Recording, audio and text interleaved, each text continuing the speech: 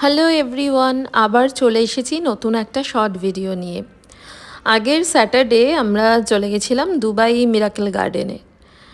আর এখানে কিন্তু 31 মার্চ অবধি একটা ফ্রি এন্ট্রি ছিল দুবাই রেসিডেন্টদের জন্য। জেনারেলি এটাতে গার্ডেনে একটা টিকিট প্রাইস আছে 100 দিরহাম মতন, বাট ওই কিছুদিনের জন্য একটা অফার ছিল ফ্রি এন্ট্রি। তা আমরা চলে গেছিলাম, যদিও আমি এই গার্ডেনটা এর আগে 4বার এসেছি, আর এটা আমার 5th টাইম ভিজিট ছিল। মানে যতবারই যাই না কেন তাও আবারও যেতে ইচ্ছা করে, মানে এত সুন্দর গার্ডেনটা যে কি বলবো। মানে এটা কিন্তু ওয়ার্ল্ডের লার্জেস্ট ফ্লাওয়ার গার্ডেন, আর এখানে প্রায় 50 মিলিয়ন মতন ফ্লাওয়ার আছে, আর 250 মিলিয়ন মতন প্লান্টস আছে। মানে এত রকমের ফ্লাওয়ার, মানে সবকটা ফ্লাওয়ারের আমি নামও জানি না।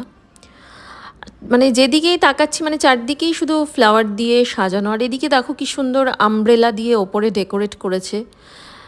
আর বাকি এখানে সব কিছুই ফ্লাওয়ার দিয়ে ডেকোরেট করা, মানে ফ্লাওয়ারের ক্যাসেল, ফ্লাওয়ারের ডল। আর এমনিতে এখানে এটা রাত্রি 9টা অবধি ওপেন থাকে। তো আমরা ওই 5টার সময় গেছিলাম, প্রায় 8টা অবধি ছিলাম। আর জায়গাটা এতটা বড়, মানে অনেকটা এরিয়া জুড়ে, প্রায় ওই 7,80,000 স্কোয়ার ফিট মতন। তো পুরোটা কভার করতে মানে অনেকটাই টাইম লেগে যায়।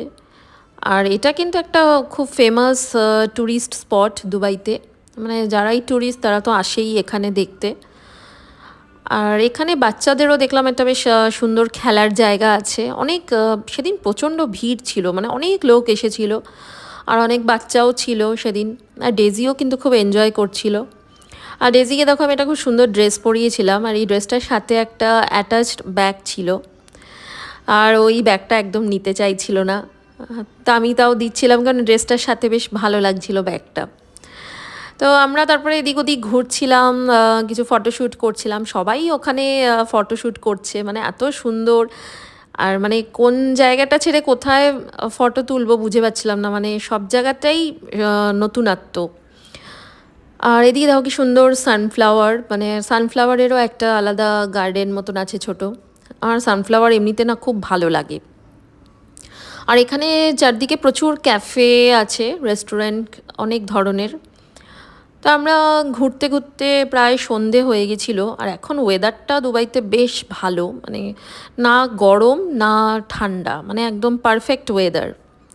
তো আমাদের সন্ধে হয়ে গেছিলো যেহেতু ঘুরতে ঘুরতে। তো তারপরে আমরা কোথায় গেলাম এখান থেকে, সেই ভিডিওটা অন্য একটা ব্লগে শেয়ার করছি। তো দেখা হচ্ছে নেক্সট ব্লগে।